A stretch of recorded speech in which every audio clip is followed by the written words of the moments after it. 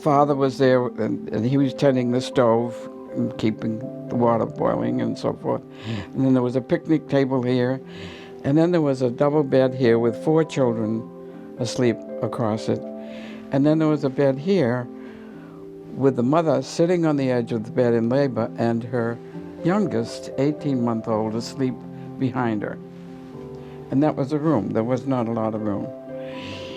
And they told me to go in and stand behind the bed with the children and just watch. Well, the first thing I noticed was that the midwives came in and they knelt down in front of the mother. And they asked her if they could use her table and her chair to put their things on and so forth. And then they were very attentive to her, whispering so they wouldn't wake up the children. And an hour or 2 passed, and the mother finally just sort of leaned back and said it was time for the birth, and they propped her up with some pillows and knelt down before her and caught the baby and everything. And I was just blown away, because my image before that had always been the mother flat on her back, with her legs in the air, with her most private part exposed to it all. And this male doctor, they were all males then, doing, I don't know what he was doing in her vagina, but he was in there, and talking to the nurses while he was doing it like it was nothing. And it's just an always impressive. Here was this big man in a mask, and this poor woman down here, totally vulnerable.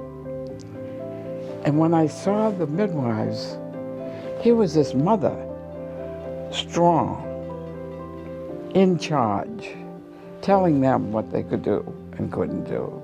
And the midwives were her servants. And I thought, boy, they really mean it when they said they don't do obstetrics. That's when I was called. That mother called me.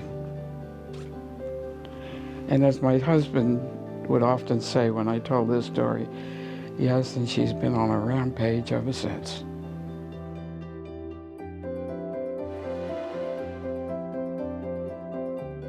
Then she would reach down and hand you your diploma. And she said to me, I'll never forget it, because she looked right at me and said, "Go forth, my child, and take care of mothers and babies." And I thought, wow, she really thinks I can do it. I guess I can. And I got on a horse and rode over the mountain that afternoon to one nurse center